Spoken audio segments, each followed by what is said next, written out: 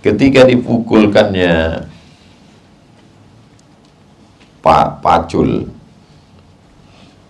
kena ke batu, memancar cahaya waktu menggali parit perang Khandaq. Pada pukulan yang pertama nampak. Apa yang kau lihat ya Rasulullah? Nampakku negeri Yaman.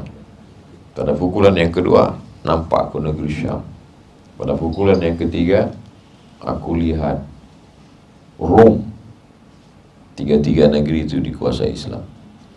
Yaman, Syam, Damaskus yang waktu itu dikuasai Romawi. Yang ketiga Rom. Konstantinopel kata orang Rom karena itu dulu kekuasaan Roma. Tapi sebetulnya Rom yang sesungguhnya Rom itu adalah Eropa. Yaman sudah dikuasai. Syam, Yordania, Suriah, Lebanon, Palestina sudah dikuasai. Yang ketiga adalah Eropa. Eropa akan tunduk sebelum hari kiamat. Jadi bagaimana kita ada visi misi ke depan. Pendidikan ke dalam, pendidikan kebersamaan jamaah, dan ada visi misi ke depan. Gimana kacaunya perjalanan umat ini? Pendidikan ke dalam. Sesama kita sikut menyikut, hasad, dengki, busuk hati. 3 aja, simple. Pendidikan ke dalam. Kelahi hanya beda jaket, kelahi hanya beda rompi, kelahi hanya beda simbol. Kenapa simbol Paskas lebih besar daripada simbol UAS? Merajuk. Ini gagalnya pasal pertama. Pasal ke dalamnya tadi. Andailah dulu tak diminta-minta simbol, tak saya buat simbol. Biar gerakan ini tak bersimbol, tak bernama sama sekali.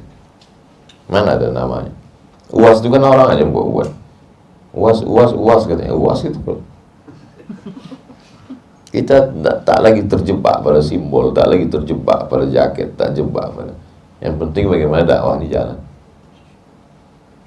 Tak pernah kita batalkan ceramah. Tim, batalkan ceramah. Kenapa kita batalkan Pak Ustaz? Masa logo kita lebih kecil dari logo yang lain?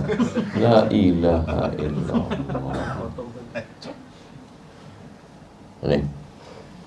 Ini masalah pertama. Gimana mau meningkat masalah kedua, masalah ketiga? Masalah psikologisnya udah kena. Tak pernah kita merajuk. Batalkan kita ceramah ke Pontianak tuh. Kenapa? Masa tiketnya tidak pesawat ini? Kita ini bukan Ustaz kaleng-kaleng ini. La ilaha illallah Muhammad Rasulullah. 3 cuma inti kajian. Pertama ke dalamnya dulu. Pribadinya itu betul-betul. Yang keduanya baru kebersamaan.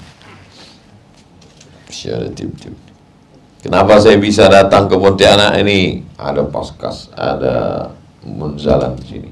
Kenapa saya bisa sampai ke Tapang? Ada Ustaz Edi siap sana.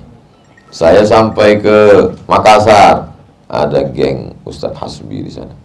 13 tim seluruh Indonesia, Brunei Darussalam dengan Malaysia. Nah ini kedua nih. Kalau tidak kita tak bisa masuk. Apalagi musim-musim pilkada nih banyak jebakan-jebakan Batman. Inilah itu gunanya tim tadi. Baru yang ketiga ini visi misi ke depannya. Jangan berpikir tak usah ada visi misi Pak Ustaz, kita pun mau mati nih. Enggak. Tadi malam baru WA-WAan dengan kawan di Aceh. Gimana ini? Dulu visi kita mendudukkan salah seorang sahabat kita bisa mesti duduk di situ. Sekarang itu tidak, visi kita tak gitu lagi. Bagaimana ada punya tanah, punya lembaga, di lembaga itu ada mulai TK, SD, SMP, SMA, universitas. Di sana ada lembaga wakaf, di sana ada lembaga ekonomi syariah, di sana ada lembaga kajian pemikiran. Ustaz sedang di mana sekarang? Kami sedang di Pontianak. Habis makan malam ini. Karena ada Pak Haji ini mau ngasih tanah 70 hektar. Syaratnya mau tak Ustaz Somad jadi penasehat. Kalau cuma fotokopi KTP apalah payahnya. Dia tinggal ngangguk aja. Mau tahu Ustaz? Iya, dah. Manas-manasi orang aja. Nah, oleh sebab itu maka harus ada cita-cita. bahwa setelah fotokopi KTP dengan NPWP itu mati kita, ya tak apa-apa, pahalanya mengalir. Jadi jangan setelah hijrah, setelah buat komunitas dakwah, lalu kemudian kita tak ada, cukuplah sudah saya tinggalkan jahiliyah ini Pak Ustaz. Terus apa visi misi ke depan? Tak ada, nunggu malaikat maut aja lagi nih Pak Ustaz. Oh, tak bisa begitu. Harus apa visi misi ke depan? Apa cita-cita besar ke depan? Jadi cita-cita besar Munzalan, cita-cita besar Paskas, cita-cita besar tim UAS, cita-cita ini semua, tapi dipahami bahwa ini hanya kendaraannya saja. Satu naik sampan layar, satu naik speedboat, satu naik kapal selam, satu naik helikopter, satu naik pesawat, satu naik ojek, tapi tujuannya tetap satu, mencari ridho Allah SWT supaya sampai dakwah Islam ini ke seluruh penjuru dunia. Itulah 3 perjalanan hidup Nabi SAW ke dalam kebersamaan, kemudian misi-misi ke depan.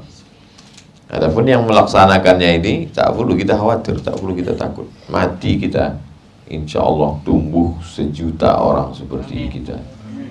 Jangan pernah khawatir. Inilah yang saya cemaskan nih Pak Ustaz. Nanti kalau saya mati gimana Pak Ustaz? Macam kau aja yang hebat. Ini yang saya takutkan nih Pak Ustaz. Nanti kalau saya meninggal ini macam mana Pak Ustaz? Pede kali ente. Macam tak ada lagi orang lahir lebih baik daripada ente lagi. Mati kita tak usah takut.